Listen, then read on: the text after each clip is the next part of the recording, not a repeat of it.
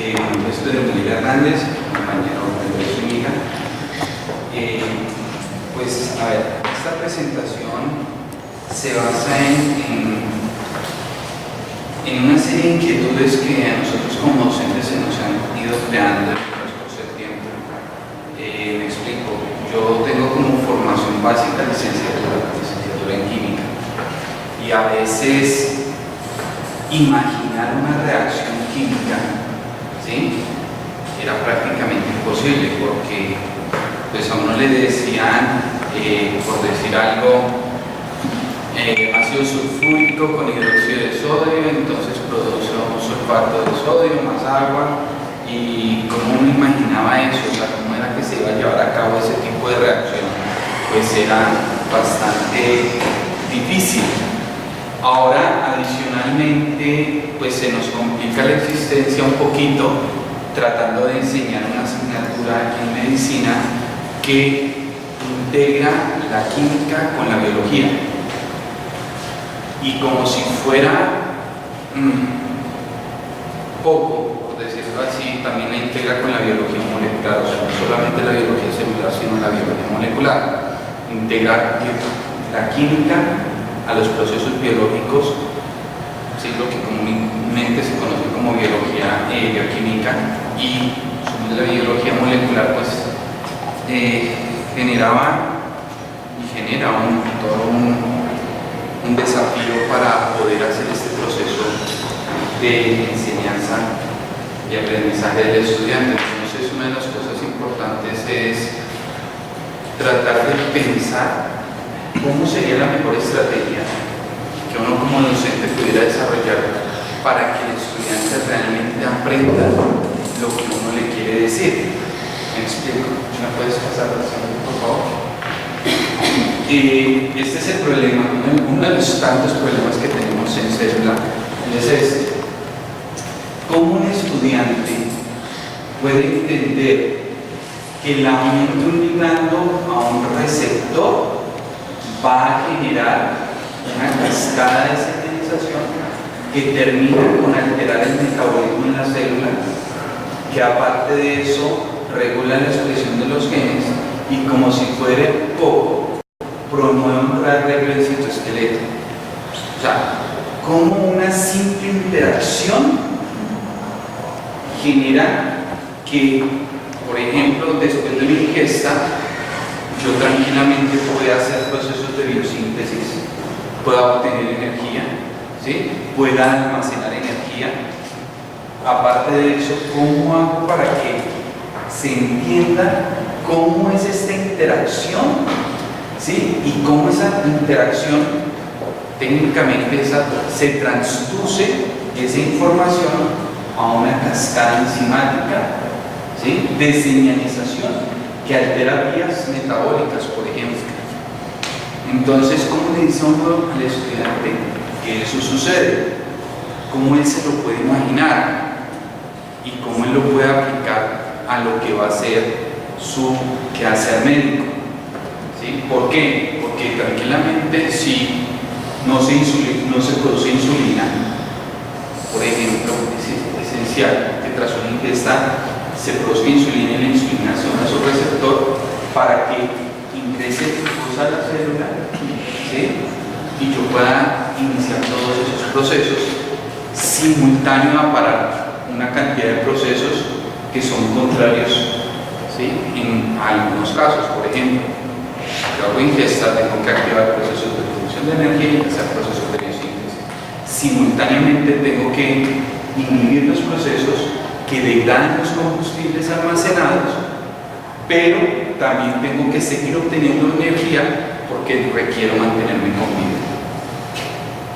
Entonces, pues eso hace que, si yo quiero que el estudiante entienda esos procesos, necesito saber cómo se dan las interacciones, o sea, cómo es una reacción química que conduce a que cambien las formas, y cómo ese cambio de formas, de estructuras, de conformaciones tridimensionales de estas moléculas pueden llegar a afectar esos procesos. ¿Por qué? Porque aparte de eso lo tienen que entender en un ambiente biológico. O sea, no es tan fácil como solamente yo miro como la interacción, sino que hay otros factores que intervienen. Entonces, pues, literalmente, el muchacho puede entrar en un colapso ahí porque pues, no va a entender cómo son esos procesos. Además que no es la única señal que le llega a la célula.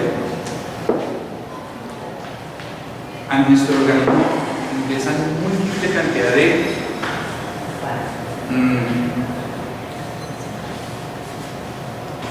cosas que nos afectan, estímulos a los cuales nosotros debemos responder adecuadamente. Por ejemplo, un estrés de fuga. Me siento amenazado, tengo que salir corriendo o tengo que enfrentarme a luchar.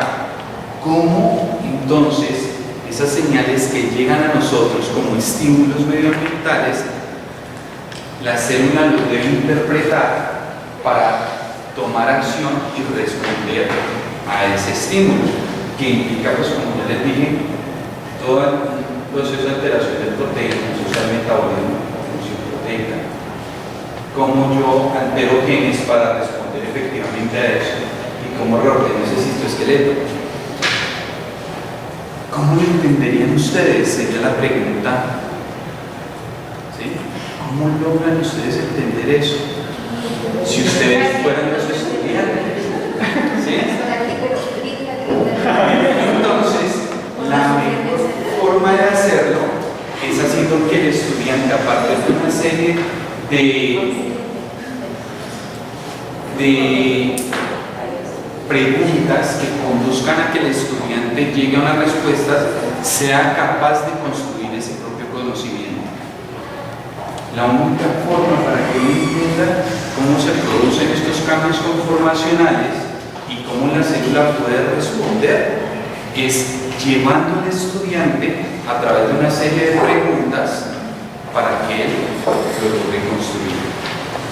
Entonces, la respuesta la obtuvimos tras muchos ensayos de una forma no muy simple, pero sí más efectiva. Me explico. Al principio les poníamos a que ellos diseñaran con icopor, ¿sí?, los ambientes celulares y que trataran de simular las cascadas. Entonces ellos simple y sencillamente, por ejemplo, nos llevaban simulaciones hechas a mano, ¿sí?, en icopor, en madera, donde ellos, por ejemplo, soltaban una bolita y esa bolita le pegaba a otra y esa otra bolita le pegaba a otras, etc. Y trataban de simularlo, pero se quedaba corto. La simulación ahí se quedaba corta. ¿Qué hicimos? Entonces recurrir a algo que los chicos hacen muy bien, y eso que ellos hacen muy bien es manejar la tecnología. Entonces empezamos a cuestionarlos si ellos eran capaces de pronto de crear una simulación, bien sea en PowerPoint o a través de videos flash, en los cuales ellos pudieran, con una serie de instrucciones y de preguntas, era más que todo a nivel de preguntas, cómo podrían ellos entender, ¿sí?, cómo una interacción podría generar esos cambios. Y tuvimos respuestas muy interesantes de los estudiantes, de las cuales quiero compartirlas una en este momento. La siguiente, antes de llegar a la siguiente. Eso, puedes abrir el vínculo. Esto es un trabajo realizado por los estudiantes, un video que ellos mismos cuelgan en la red.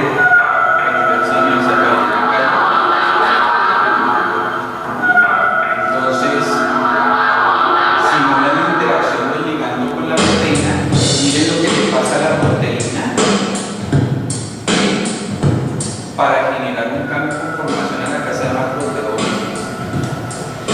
Interacciona con otra proteína, propiciando la apertura de un canal para que ingresen iones, por ejemplo.